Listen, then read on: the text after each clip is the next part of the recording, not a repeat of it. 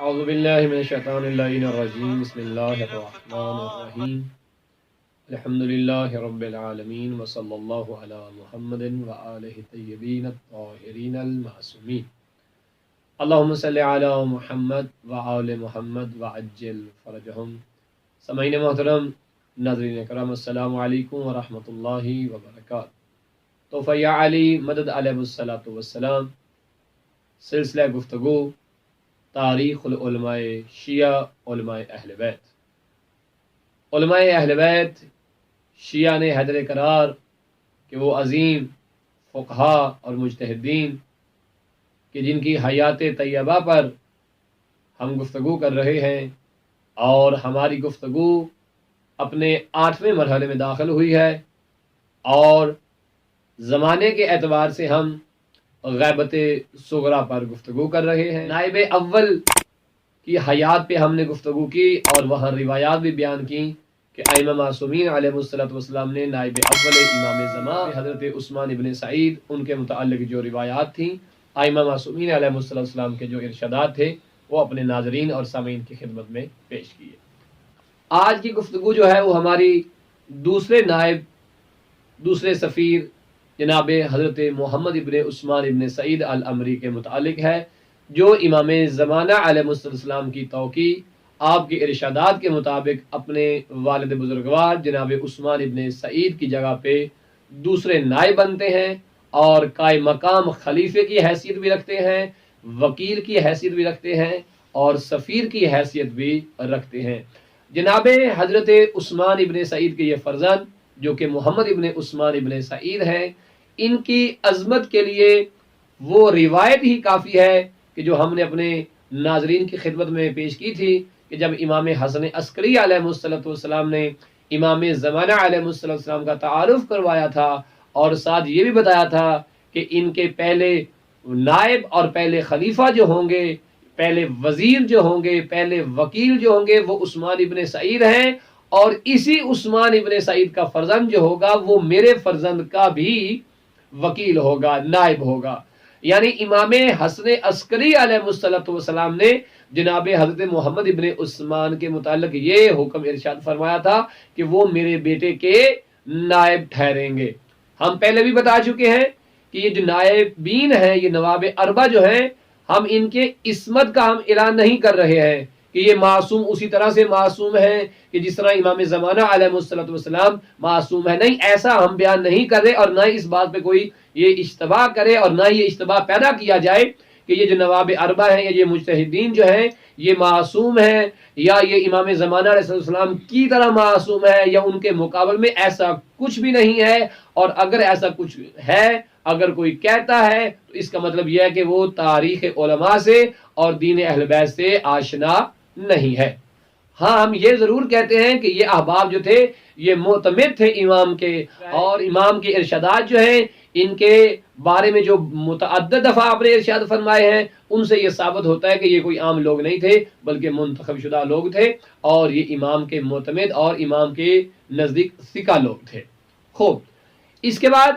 جناب حضرت محمد ابن عثمان کی عظمت کے لیے یہ کافی ہے کہ امام حسن عسکری علیہ السلام نے اپنے بیٹے کا نائب قرار دیا،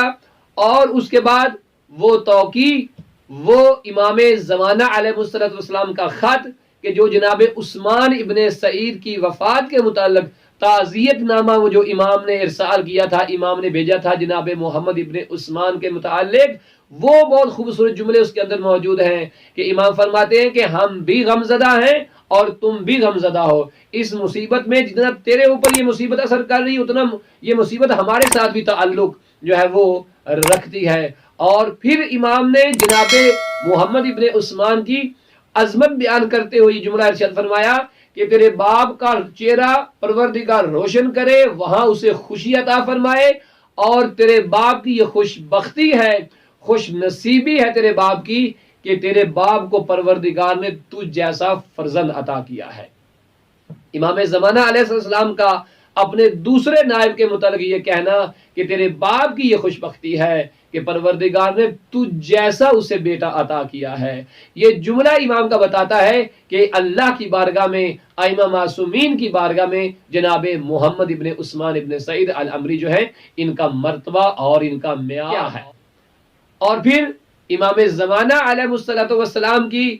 ولادت کے متعلق بھی جملہ ملتا ہے کہ جس سے جناب حضرت محمد ابن عثمان ابن سعید العمری کی عظمت کا ہم اندازہ لگا سکتے ہیں کہ جب امام زمانہ علیہ الصلوۃ والسلام کی ولادت باسعادت ہوتی ہے، دشمن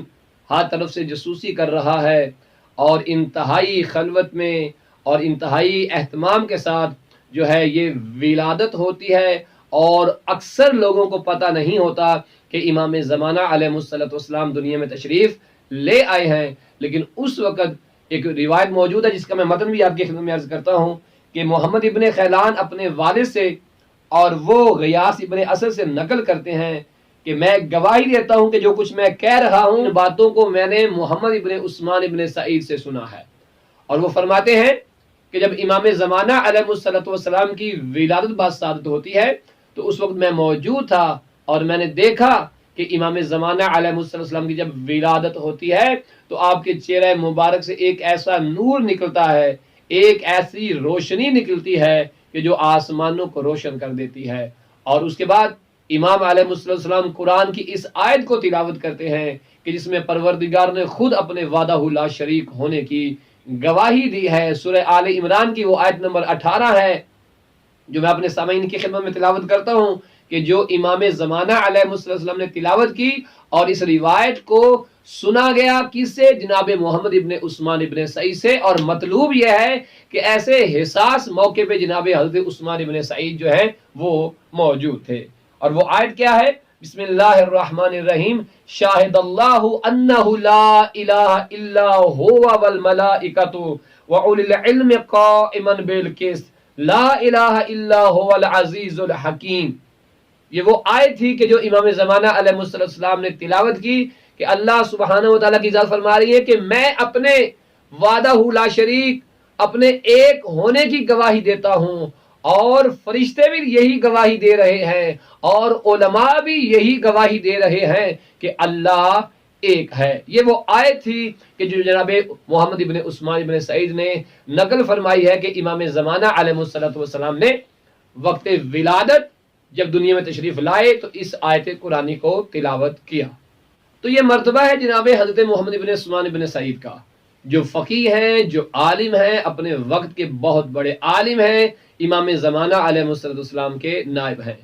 یہاں ایک بات قابل غور ہے اور وہ یہ ہے کہ کیا نائبین امام زمانہ علیہ السلام سے معجزے کرامات صادر ہو سکتی ہیں؟ ہاں، علماء تشیع نے لکھا ہے اپنی کتابوں کے اندر کہ ہمارے ان علماء سے، ان بزرگان سے کرامات اور معجزے صادر ہوئے ہیں. لیکن فرق یہ ہے کہ ان سے جو کرامت یا جو معجزہ صادر ہوتا تھا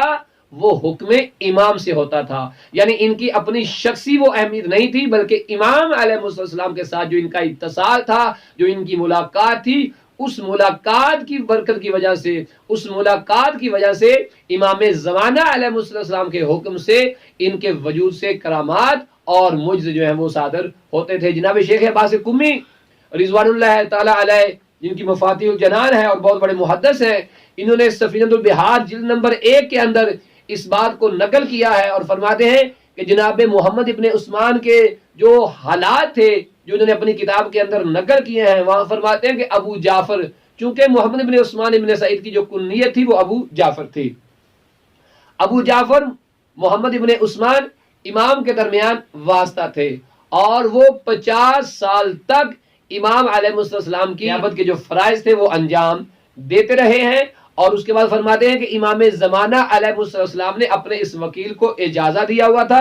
اور امام زمانہ علیہ السلام کے حکم سے آپ سے بہت سارے معجزے ظاہر ہوئے. اور پھر فرمایا کہ یہ اتنا عظیم، یہ شیخ عباس قمی فرما رہے ہیں کہ یہ اتنا عظیم شخص تھا، یہ اتنا عظیم انسان تھا کہ جس نے پوری زندگی ایک چھوٹے سے گھر میں گزار دی ہے اور اپنے خدمت گزار بھی اپنی خدمت کے لیے نہیں رکھے ہوئے. اور اس کے بعد ایک اور تاریخ کے اندر واقعہ ملتا ہے ان کی کرامت اور ان کے پاس جو علوم تھے ان کے اعتبار سے ملتا ہے. اور اس واقعے کو شیخ طوسی نے بھی اپنی کتاب الغیبت کے اندر لکھا ہے اور بتایا ہے کہ جناب محمد ابن عثمان ابن سعید العمری کہ جو دوسرے نائب امام زمانہ تھے ان کی عظمت کیا تھی۔ راوی کہتا ہے کہ جب میں ان کے پاس گیا میں نے دیکھا کہ یہ موجود ہیں اور پاس ایک لو ایک تختی موجود ہے اور اس کے اوپر نقش لکھنے والا نقاش جو تھا وہ موجود تھا جو قرآن کی آیات نقش کر رہا تھا اور اقوال معصومین علیہ السلام کو بھی لکھ رہا تھا۔ تو میں نے پوچھا کہ یہ کیا ہے اور کس کے لیے ہے؟ تو فرمایا یہ میری قبر کے لیے تختی ہے کہ جو میں نے وہاں پہ نقش کرنی ہے۔ روایات میں ملتا ہے، واقعات میں ملتا ہے کہ یہ بھی بتایا جناب محمد ابن عثمان ابن سعید نے کہ میں بہت جلد دنیا سے رخصت ہو جاؤں گا، چلا جاؤں گا، اور ایک شخص کو جو ابو الحسن قمی تھے ان کا ہاتھ پکڑا اور اپنی قبر بھی دکھائی اور کہا یہ میری وہ قبر ہے جس کے اوپر یہ لو یہ تختی لگنی ہے اور میں اس قبر کے اندر روزانہ آ کر چند اجزائے قرآن کی تلاوت بھی کرتا ہوں۔ آپ جب جناب محمد ابن عثمان ابن سعید دنیا سے رخصت ہوتے ہیں تو جو دورانیہ انہوں نے بتایا تھا اپنی موت کے متعلق بے عین ہی وہی درست ثابت ہوا۔ یعنی اتنے عظیم انسان تھے کہ جن کے رخصت ہونے سے پہلے ہی انہوں نے اپنی موت کی خبر دے دی اور بتا دیا کہ میں نے کہاں دفن ہونا ہے اور کب میری موت واقع ہونی ہے۔ یہ کوئی عام شخصیت نہیں تھی، بہت عظیم شخصیت تھی کہ جن کی عظمت امام حسن عسکری علیہ السلام نے بھی بیان کی اور امام زمانہ نے بھی بیان کی اور امام زمانہ علیہ السلام نے ان کو اپنا دوسرا نائب قرار دیا۔ سامعین محترم، چونکہ ہماری گفتگو تاریخ علماء پہ ہو رہی ہے تو غیبت صغریٰ میں یہ دوسرے عظیم نائب تھے جن کا تذکرہ میں نے اپنے سامعین اور ناظرین کی خدمت میں پیش کیا۔ یاد رہے کہ غیبت صغریٰ میں شیخ کلینی بھی موجود ہیں، جناب شیخ صدوق بھی موجود ہیں، لیکن نائبین اربع جو ہیں، جو نواب اربع ہیں، ان کی حیات بیان کرنے کے بعد دوبارہ بھی ہم گفتگو کریں گے اسی غیبت صغریٰ کے اوپر اور بتائیں گے کہ ان چار بزرگان کے علاوہ کہ جن کو امام نے اپنا نائب مقرر کیا تھا اس سے ہٹ کے شیخ صدوق رضوان اللہ تعالی علیہ، جناب شیخ کلینی رضوان اللہ تعالی علیہ، جناب شیخ صدوق کے والد بزرگوار، جناب شیخ کلینی کے والد بزرگوار اور بہت سارے علماء موجود تھے غیبت صغریٰ کے اندر۔ انشاءاللہ تعالی ان چار نائبین کے حالات بیان کرنے کے بعد ہم غیبت صغریٰ کے اندر دیگر جو بہت بڑے بڑے علماء کہ جن کے متعلق امام زمانہ علیہ السلام کے ارشادات موجود تھے اور بعض تو امام کی دعا سے پیدا ہوئے تھے، بعض کے تو امام نے خود نام رکھے تھے جبکہ وہ نواب اربع میں شامل نہیں ہے، لیکن تاریخ تشیع کے اندر فقہائے تشیع میں مجتہدین میں مراجع عظام میں انہیں سنہری یادوں کے ساتھ اس فہرست میں رکھا جاتا ہے، اس حیات طیبہ کے ساتھ ان کو یاد کیا جاتا ہے کہ جو زندگی انہوں نے دین کے لیے گزاری اور اس زندگی میں دین کی جو انہوں نے خدمتیں کی۔ انشاءاللہ تعالی وہ بھی گفتگو جو ہے ہماری غیبت صغریٰ کے اندر ہی آئے گی، لیکن چار نائبین کی حالات زندگی بیان کرنے کے بعد انشاءاللہ اگلی گفتگو ہماری ہوگی تیسرے نائب کے اوپر بشرطِ زندگی، اس امید کے ساتھ کہ آپ تمام لوگوں کے لیے یہ معلومات انشاءاللہ تعالی اس پرفتن دور میں فائدہ مند ثابت ہو رہی ہوں گی تاکہ ہمیں اپنے علماء، اپنے مجتہدین کی سیرت، ان کی حیات اور ان کا امام کے ساتھ جو تعلق تھا اس کے بارے میں آگاہی حاصل ہو سکے۔ اپنا بہت سارا خیال رکھیے گا اور اپنی دعاؤں میں یاد رکھیے گا۔ وصلی اللہ علی محمد و آل محمد۔